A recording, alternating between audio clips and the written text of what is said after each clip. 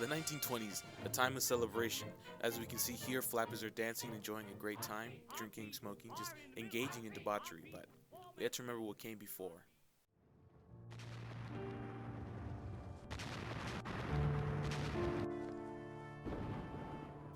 The war was a defining moment in American history that influenced the lost generation, a generation of writers who came of age during the war.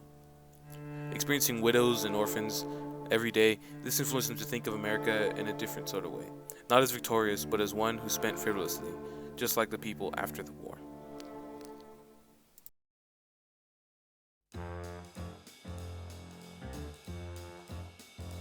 The war to end all wars had ended. Technology had advanced, everything was easier to manufacture. Numerous inventions were created: the automobile, the toaster, sliced bread. It was a time of leisure. People had so much time on their hands and money in their pockets. What else was there to do than spend? None of the people not on board were members of the lost generation. They thought the climate of the US was hopelessly provincial, materialistic, and emotionally barren.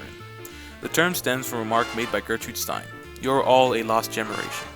Hemingway uses this quote in his novel The Sun Also Rises, a novel set in post-war Paris following a set of hard-drinking, fast-living expatriates.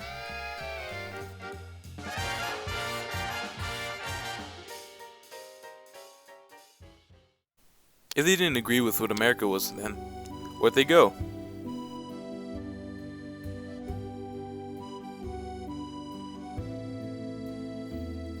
Paris in the 1920s remained one of the most exciting, sophisticated cities in the world. Capital of the avant-garde in all its forms, the city played host to any number of interesting artistic cliques, including modernists, cubists, dadaists, and futurists. The self-imposed exiles of America's lost generation flung themselves.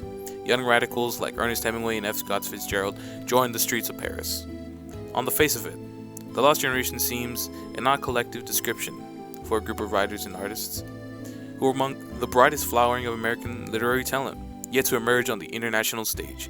In fact, it was all thanks to Gertrude Stein and the door she opened for these budding artists.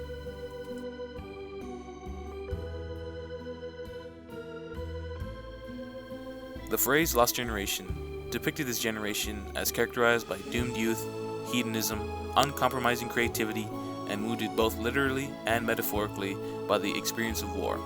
To varying degrees, these virtues and vices were to be found in the life story of nearly every member of the lost generation. Aside from their wild lifestyles, though, what is most striking is the astonishing range, depth, and influence of work produced by the community of American expatriates in Paris.